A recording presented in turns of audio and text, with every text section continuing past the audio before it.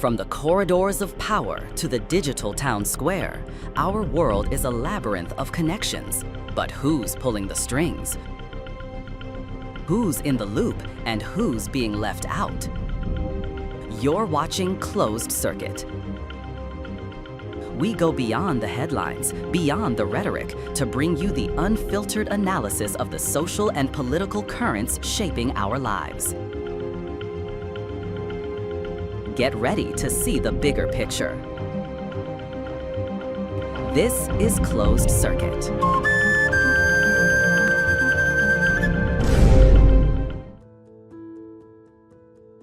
The frequent defections of opposition members to the ruling All Progressives Congress, APC, under President Bola Tinubu's administration, have become a prominent feature of Nigeria's political landscape, leading many to speak of TINUBU'S magic wand. This phrase encapsulates the idea that the president possesses an extraordinary ability to draw political figures, even staunch opponents, into his fold. This analogy was roundly adopted, given the president's perceived effectiveness in co-opting opposition figures, successfully persuading and attracting prominent members of rival political parties to join the APC, weakening the opposition by drawing away key opposition figures, leaving the opposition parties fragmented, less effective, and less able to provide a robust check on the ruling party, and ultimately consolidating power by strengthening the APC's numerical strength in the National Assembly and at the state levels, further solidifying the president's political grip. We would be guilty of political malpractice if we close our door on those from other parties who now seek to join the APC. They are all welcome to the progressive fold. Nobody should close the door.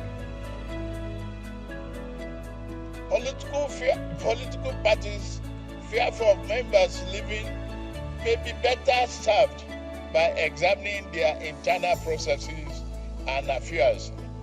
For me, I would not say try your best to put your house in order. I will not help you to do so either.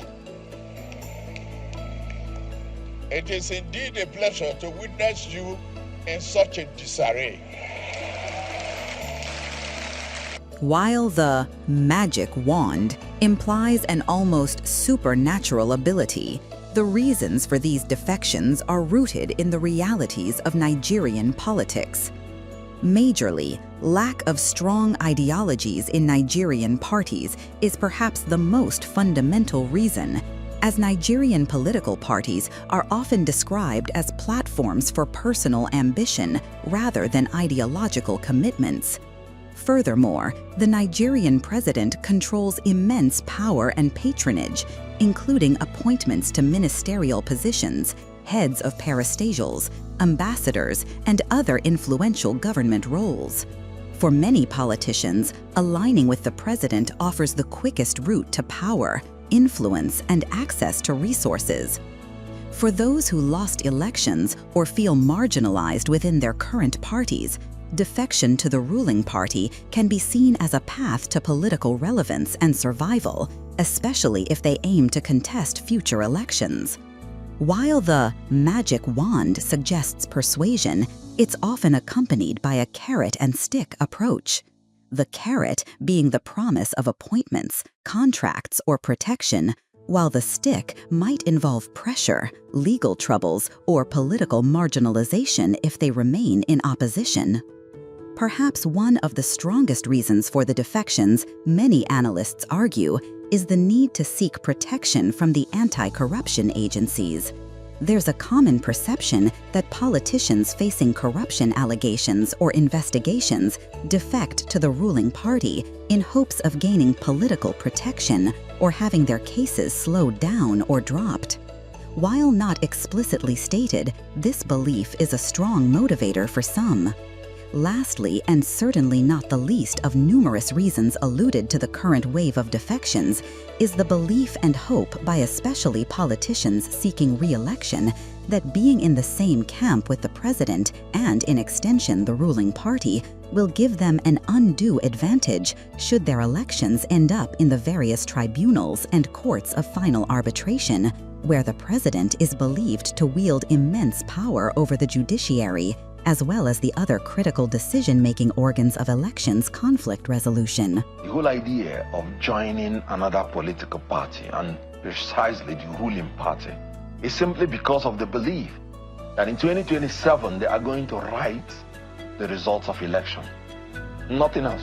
But beyond the structural factors, President Tinubu himself is renowned for his shrewd political strategizing, deep network, and ability to build coalitions.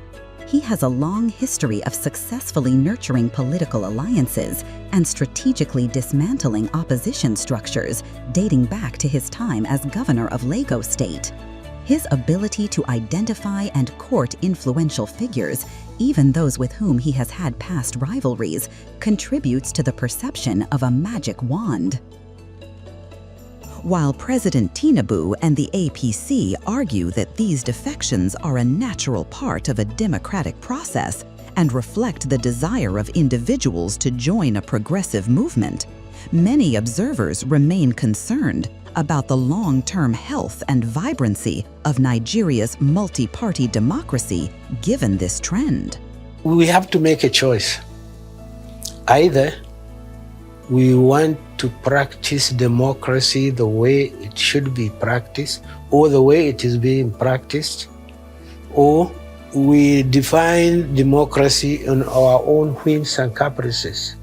Do you think that the gale of opposition defections into the ruling APC signals a threat to Nigerian democracy or a healthy political development? How will such a phenomenon impact on the credibility of future elections in Nigeria?